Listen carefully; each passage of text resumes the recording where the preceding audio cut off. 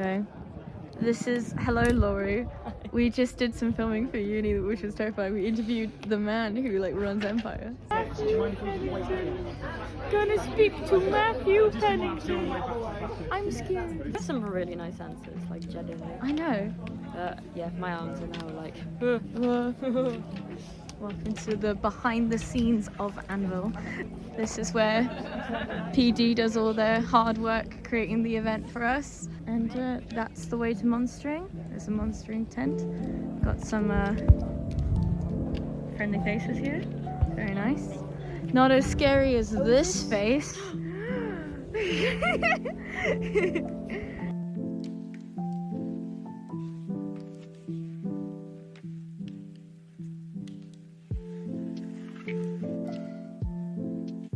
Do it live. Yes. Yeah. Okay. Fun assessment. Alright, so how did you get into LARP yourself? How did I get into it? A long time ago now. The very first live role playing I ever did was we went to a convention, and a company called Labyrinth had, it was in a hotel, and they'd set up a single room in the convention, and they blacked it out, and they were getting people visiting the convention, giving them live role-playing weapons and sending them into the room to fight monsters. I never looked black. It was just an absolute blast. We were hopeless. We all died, and they said, "You're the only people who died all day." I thought, we're probably the only people who took our hits all day. And then I discovered there was a small local club in Preston, and I joined that. And then about 3 weeks after I joined, no, a bit longer, a couple of months after I joined, the guys who were running it said, "Oh, can you run the club?" And that was that. I sort of started running the club, and then started doing events, and then it all just kept snowballing basically. Well, so how long have you been doing LARP for? How many years? A lot. I always think of myself as new to the hobby, which is utterly absurd. I've been live role playing since I was 20, so that's 31 years. Wow, that is wow. Yeah, quite a while. How long has Empire been running? Empire's been running, well, we had a 2-year gap because of the pandemic, so this is either year 11 or year 9, depending on how you look at it. So it's been running 11 years, but in real terms, this is our 9th year of running. So. Were you part of the team that created Empire, or did you join later on? I was absolutely part of the team. We'd been running a game, Maelstrom, which is the game we ran previously, and we knew that game had kind of run out of steam. We had lots of new ideas, and we were like, we want to do something big and new and better. And so I sort of put a team together to create the new game. And we spent 3 years developing the new game, and then we launched it together. What do you think it takes to run a LARP event? That's a really interesting question. I think I'll tell you what you don't need. You don't need experience. Everyone assumes you do. I've said this all through my career. Experience is a straitjacket for the mind. All you ever learn is the things you can't do, and it just teaches you things. You fail at things, you think, well, that doesn't work, and you don't try it again. So people get less ambitious and less adventurous over time, because the mistakes teach you things not to do, and actually live role playing is all about trying the impossible. It's about, I've got this crazy idea and I'm going to do this. And so I think, what do you need? You need vision. You've got to have a thing in your mind. I'm gonna, whether that, we've got thousands of people here, but it's not the size. It's I want to do a game with aliens on a ship. I remember there's a great quote by the team that did the Battlestar Galactica game, and they said, we want to do a live role-playing game in Battlestar Galactica, but I want to hear the boots clang on the decks as they're running down the decks. How do you do that? Well, you hire a battleship and you run your game on a real-life battleship. And you've got to make live role-playing, you've got to have that vision, you've got to have a dream. What do you think are some common misconceptions that would keep people away from LARP? I mean, it's such a brilliant hobby, but I know there's a lot of stigma around it. Do you have much experience with that? It's been really interesting for me, because when I started out running and kind of playing, and then became an event organizer, and then the classic for me was trying to think when now, it'd be about 2004, I started doing it as a job, full-time as a job.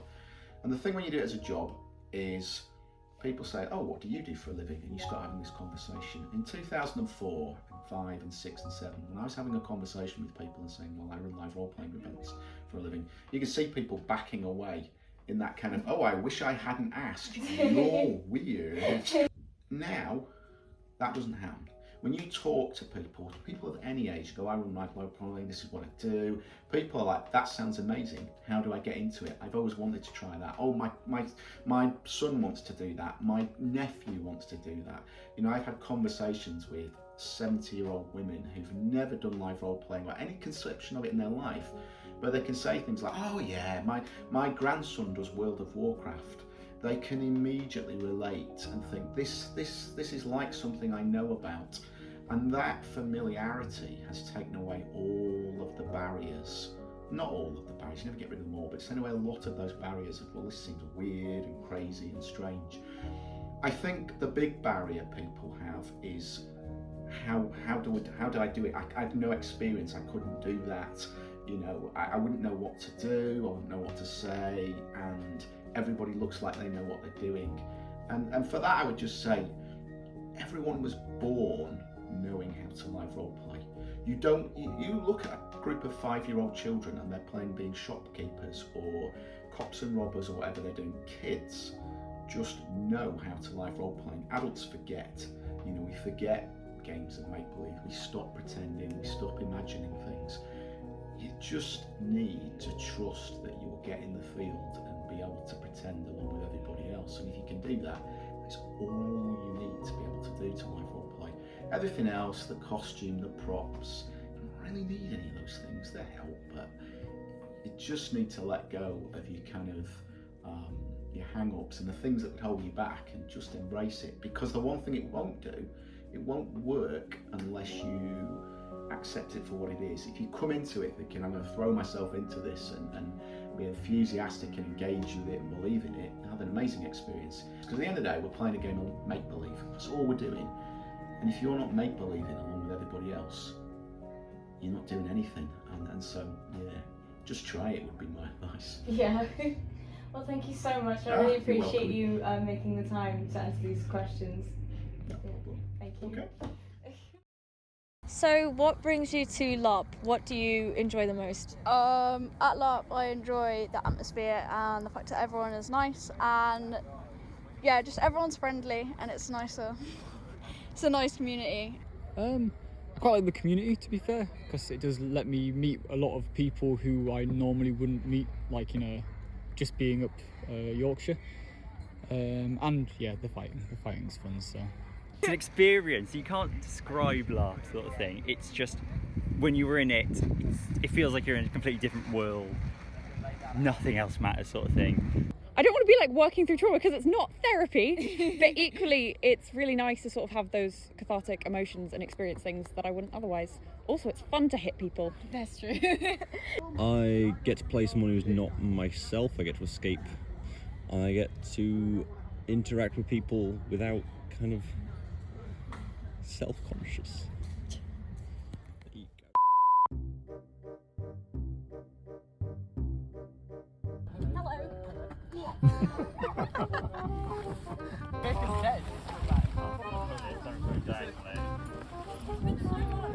Oh no. Do you know, I'm quite fancying one of these tents. They are nice, aren't they? Hello and welcome to the channel. So today we're going to lead you around Anvil.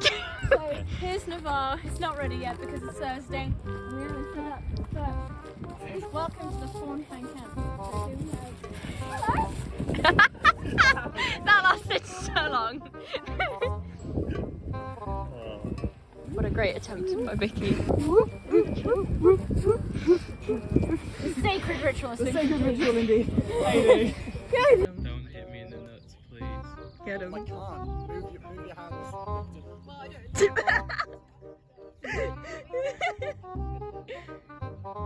Vengeance. Is this for your dumb YouTube video? I mean, it's pretty. I'm gonna double down. I'm gonna put it on my balls. Scran. I know. I made it on, Ben.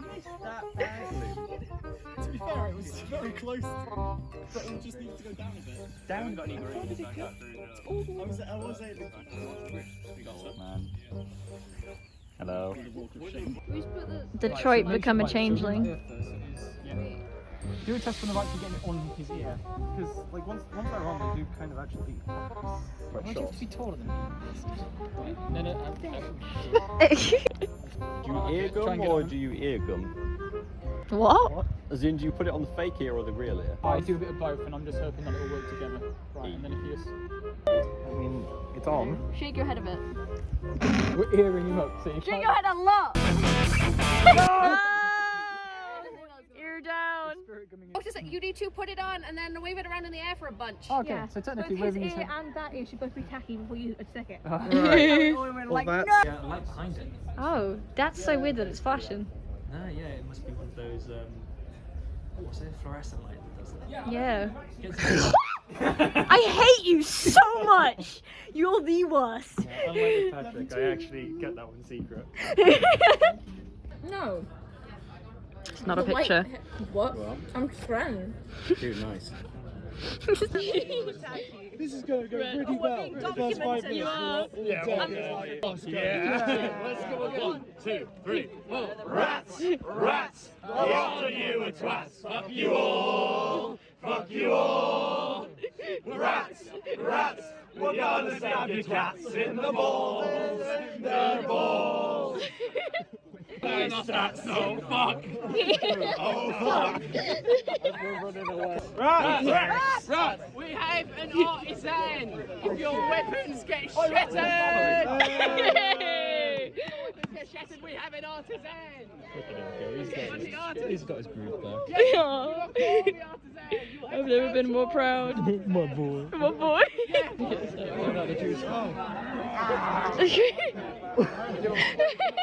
Just popping a squat. That's a big scene. There you go. You can somewhat see it. Players in it. I've got exams all next week. Effing chat, my man. It's a video. Sorry. It's just getting some footage. Yeah. I am.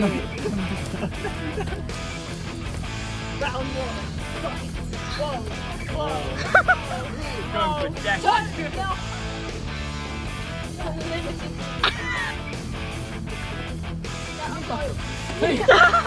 Betrayal. Please. I'm out. You hit me in the back. You hit me in the back. I'm dead. This is longer than my normal. It's fucking messy! There was violence in your eyes there. That's it. I was about to be a full execution swing. I'm splitting it off. Oh no, don't split me with the Of course you already did that last time. Shut the hell up!